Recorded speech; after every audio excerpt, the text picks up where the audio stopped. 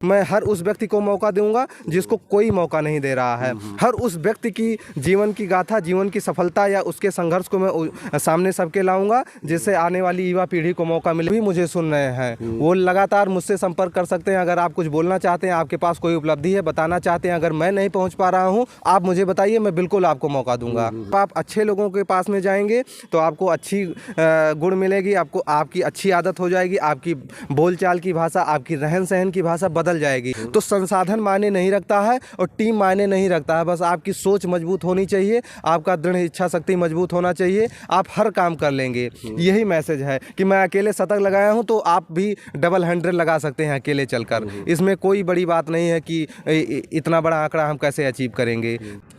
नमस्कार दोस्तों, अयोध्या दर्पण में आपका स्वागत है। मैं दिनेश पाठक। यूट्यूब एक बहुरंगी दुनिया है। इसमें तो कुछ लोग करियर बनाने आते हैं और कुछ लोग ऐसे भी हैं कि शॉर्टकट तरीका अपना के कहां से कहां लोग पहुंचना चाहते हैं। लेकिन मेरे साथ एक हैं जगन्नाथ मिश्रा जी, आप मेरे सामने हैं। आपका जगन्नाथ मिश्रा नाम से यूट्यूब चैनल है और आपकी ये गलती कि इन्होंने किया कि शॉर्टकट तरीका नहीं अपनाया। इन्होंने अपने कंटेंट में गुणवत्ता को बनाए रखा, भले थोड़ा दूरी तक इनको सफ़र ज़्यादा तय करना पड़े। आज आपने 100 इंटरव्यू आपने पूरा किया है। इनका एक क्रिएटिव चैनल है अपना, एक समाज को कुछ देना चाहते हैं। यहाँ पर तो लोग हैं अपने स्वार्थ में ऐसे ऐसे कंटेंट बनाते हैं, बड़ी हंसी आती है लोगों पे। व्यूज़ तो मिलेगा ही भैया, क्योंकि समय ऐसा है कि जितने सतही दर्जे पर जाएंगे आपको लोग उठा तो देंगे, लेकिन जितनी स्पीड से आप उठोगे उतने गिरने में ही उतना आपको वक्त नहीं लगेगा।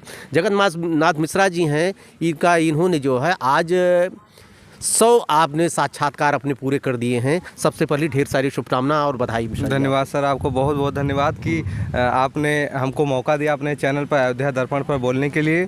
आपका चैनल बहुत ही अच्छा चल रहा है और तमाम सारे लोगों को, समाज के, चाहे वो कोई अधिकारी है, चाहे वो कोई राम खिलावन है, समाज का एक अंतिम व्यक्ति जो बैठा हुआ अंतिम पायदान पर, सभी को अपने चैनल पर आप मौका दे रहे हैं। और आज मुझे भी आपने इस लायक समझा कि जो मुझे कुछ बोलने के लिए मौका दिया। आपको बहुत बहुत धन्यवाद।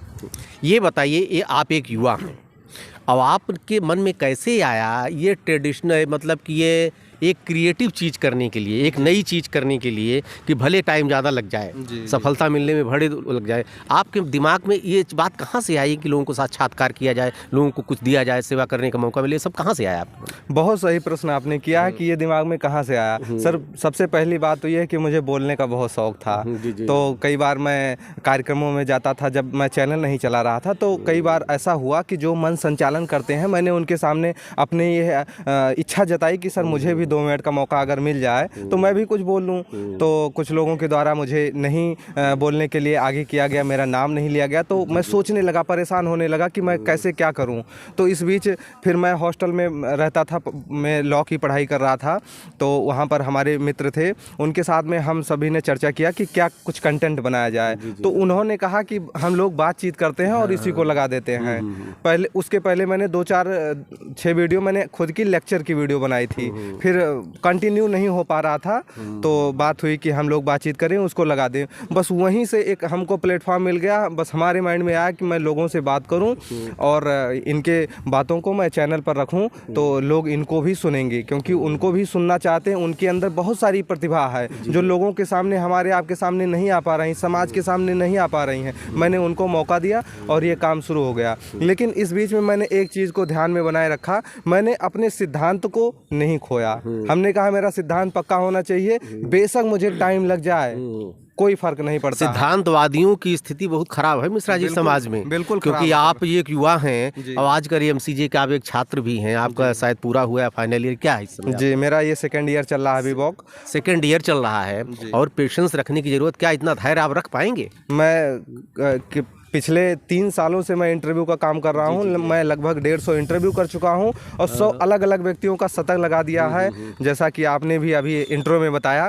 तो मैं धैर्य बनाकर ही चल रहा हूं। मैं ऐसे ही लोगों को पकड़ता हूं और इंटरव्यू करने का मैं एक बात और आपके सामने बताऊंगा, जो युवा सुन रहे हैं उनको भी फ़ायदा मिलेगा। अगर वो ऐसे लोगों को नज़रअंदाज कर रहे हैं तो मैं उनके लिए भी बताना चाहूँगा कि नज़रअंदाज नहीं करना चाहिए। आप देखेंगे, अगर कोई व्यक्ति चैनल पर बोलना चाहता है, उसके अंदर बहुत बड़ी प्रतिभा है, वो कुछ भी अपनी बात कहना चाह रहा है, उसके पास कोई प्लेटफॉर्म नहीं है। अगर वो किसी चैनल को बुलाता है तो आजकल ये स्थिति हो गई, उससे पैसा मांगा जाता, 2 मिनट के लिए 2000-5000 की डील होती है। तो वो व्यक्ति आप सोचिए कहाँ जाएगा बोलने के लिए। लेकिन अगर आप ऐसे व्यक्ति को भी अपने चैनल पर ला रहे हैं, उसको एक मंच दे रहे हैं बोलने के लिए, तो शायद समाज में जो आने वाला हमारी युवा पीढ़ी, उसको एक सीख मिलेगी, उसके संघर्षों से सीख मिलेगी और उसको भी मंच मिलेगा। इससे एक बहुत बड़ा परिवर्तन समाज में आएगा, इसका दूरगामी असर पड़ेगा। ये आज नहीं देखने को मिल रहा है, आपका संघर्ष जारी है, निश्चित रूप से आपको सफलता मिलेगी। मेरा यही प्रयास रहा। आज एक बंदरों वाली पत्रकारिता चल रही, लोगों में एक आ गया है कि एक व्यवसायीकरण होता जा रहा है, शॉर्टकट तरीका लोग अपनाते हैं, किसी न किसी चैनल से जुड़ जाते हैं, उसके पिट्ठू बन जाते हैं और वही करते हैं जो चैनल का उनका सिस्टम उनका कहता है। तो आपको इस चैलेंज को आपने कैसे स्वीकार किया कि एक नई चीज़ शुरू की जाए? ये है आपके अंदर कहाँ से आया इस चैलेंज को मैंने स्वीकार किया। आपने शॉर्टकट का नाम लिया, ये बहुत ही दिलचस्प आपने नाम लिया। आज की युवाओं को देखा जा रहा है, वो ट्रेंडिंग में आने के लिए लोगों को देखते हैं कि वो इतने बड़े कैसे हाईलाइट हो गए, कैसे वायरल हो गए, मैं भी कल हो जाऊंगा। वो इंस्टाग्राम पर, फेसबुक पर रील्स, शॉर्ट वीडियो ज़्यादा बनाते हैं, आप देखते हैं, उसको खूब शेयर करते हैं, डेली बनाते हैं। तो वो शॉर्टकट रास्ता अपना रहे हैं, इससे आप नहीं सफल हो सकते, इससे आप वायरल नहीं हो सकते। जब तक आप मेहनत नहीं करेंगे, आप अपने धैर्य को बनाए नहीं रखेंगे, तब तक आप सफल नहीं हो सकते। आप जब मेहनत कर रहे हैं तो जो सामने वाला आपको इस वीडियो के माध्यम से देख रहा है, वो भी जान रहा है कि अगर इतनी ठंडी में आदरणीय दिनेश पाठक जी चलकर यहाँ आए हैं, हमसे बातचीत कर रहे हैं, तो आपने मेहनत किया है, इसके पीछे आप संघर्ष कर रहे हैं। तो इसको लोग भी देख रहे हैं और समझ रहे हैं, उसका फल मिलता है। और उसी चुनौती को मैंने स्वीकार किया कि बेशक टाइम लग जाए, कोई फ़र्क नहीं पड़ता, लेकिन मैं हर उस व्यक्ति को मौका दूंगा जिसको कोई मौका नहीं दे रहा है। हर उस व्यक्ति की जीवन की गाथा, जीवन की सफलता या उसके संघर्ष को मैं सामने सबके लाऊंगा, जिससे आने वाली युवा पीढ़ी को मौका मिले। क्योंकि आज की युवा पीढ़ी को आप देख रहे हैं, सोशल मीडिया में अपना टाइम ज़्यादा से ज़्यादा वो पास कर रहे हैं, नशाखोरी में लिप्त हैं, तमाम अपने रूट मतलब भटक जा रहे हैं। कहते हैं मैं एंजाइटी का शिकार हो गया, डिप्रेशन में चला गया। भाई इसका क्या कारण है? इसका कारण यही कि बंद कमरे में 24 घंटा सोशल मीडिया पर टाइम बिताना और फ़ोन पर लगे रहना। तो आप डिप्रेशन में नहीं जाएंगे और कहाँ जाएंगे? तो कम से कम जब उनको सुनेगा, आपके बारे में जानेंगे लोग कि आप इतनी मेहनत में काम कर रहे हैं यहाँ आकर, और वो 10 बजे अभी सोकर नहीं उठा है, तो जब ऐसे लोगों की वीडियो सामने जाएगी तो कम से कम उसको कुछ समझ में आएगा, तो इसमें समाज में एक बदलाव भी आएगा। इससे आप ऐसे लोगों से का आपका साक्षात्कार में देखता हूँ कि बहुत गंभीर प्रवृत्ति के लोग हैं जी, और ये गंभीरता एक जो पत्रकार भी होता है उससे अपेक्षा की जाती है कि गंभीर पत्रकारें करते हैं, बहुत उम्र के बाद 50 साल के ऊपर वाले करते हैं। आप एक युवा, आपके सोच में है, ये गंभीरता गंभीर लोगों के साथ में गंभीरता आपकी कहाँ से आई? गंभीरता समय बिताने पर आती है सर। जी। ये मैं जब 12th की पढ़ाई कर रहा था, तभी से मैं समाज में जाना शुरू कर दिया और तभी से मैं एक्टिव हूँ। सन 2015 में मैंने 12th पास किया है, आज सन 2022 कंप्लीट हो चुका। 2023 में हम लोग ये वीडियो बना रहे हैं, तो ये करीब 7-8 सालों का मेरा दौर रहा है। तो गंभीरता उन्हीं से आती है। जब आप अच्छे के पास, जैसे कहा गया है कि संगत से गुण होता है, तो ये संगत का असर है। जब आप अच्छे लोगों के पास में जाएंगे तो आपको अच्छी गुण मिलेगी, आपको आपकी अच्छी आदत हो जाएगी, आपकी बोलचाल की भाषा, आपकी रहन सहन की भाषा बदल जाएगी। और जब आप उसी रोड पर चलने वाले के साथ में जब घूमेंगे तो आप उसी के जैसा ही बन जाएंगे। आप उससे अलग अपने आप को कैसे रख सकते हैं?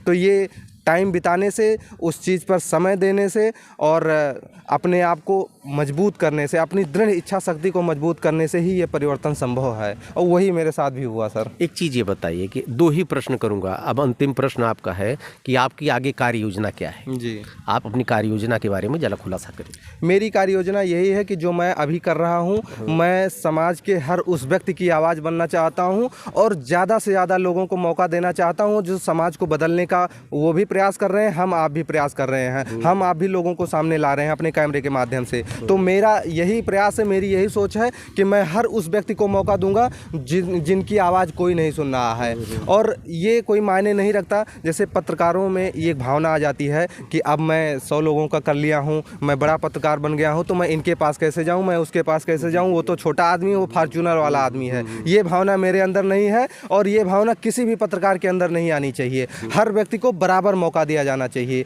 तब लोगों को कुछ समझ में आएगा कि पत्रकारिता का असली मतलब क्या है। पैसे के पीछे बिल्कुल नहीं भागना है। निस्वार्थ भाव से मैंने अभी तक सेवा किया है और निस्वार्थ भाव से आगे भी मैं सेवा करने का प्रण लेता हूं। और इस वीडियो से जो भी मुझे सुन रहे हैं वो लगातार मुझसे संपर्क कर सकते हैं। अगर आप कुछ बोलना चाहते हैं, आपके पास कोई उपलब्धि है, बताना चाहते हैं, अगर मैं नहीं पहुंच पा रहा हूं, आप मुझे बताइए, मैं बिल्कुल आपको मौका दूंगा। चलिए, कार्य योजना और अंतिम प्रश्न मैसेज था, उसको भी आपने इसी में इंक्लूड कर दिया, दोनों एक साथ हो गया। ये हैं जगन्नाथ मिश्रा जी। आपने अभी देखा इनके चैनल पर, अगर आप देखेंगे इतने कंटेंट इतने अच्छे अच्छे हैं, लेकिन वो अचीवमेंट आपको नहीं मिल पा रहा है। कुछ मैसेज कुछ बोलना चाह रहे हैं मिश्रा जी? मैसेज में सर यही है, मैं अपना ही उदाहरण देना चाहूँगा, क्योंकि आज आपने हमको मौका दिया है बोलने के लिए।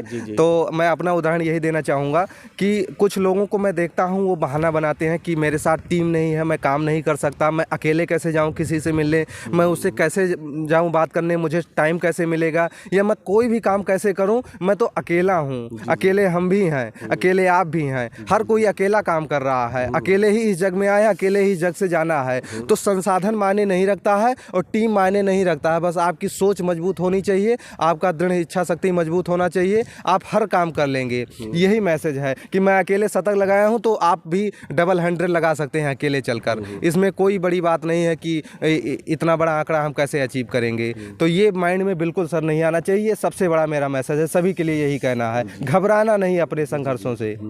उस पथ की पथिक कुशलता क्या जब पथ में बिखरे सूल न हो, नाविक की धैर्य परीक्षा क्या जब धाराएं प्रतिकूल ना हो। तो हम सभी को धाराएं प्रतिकूल के साथ विपक्ष में चलना है और उससे टकराना है, तभी मजा आएगा काम करने में।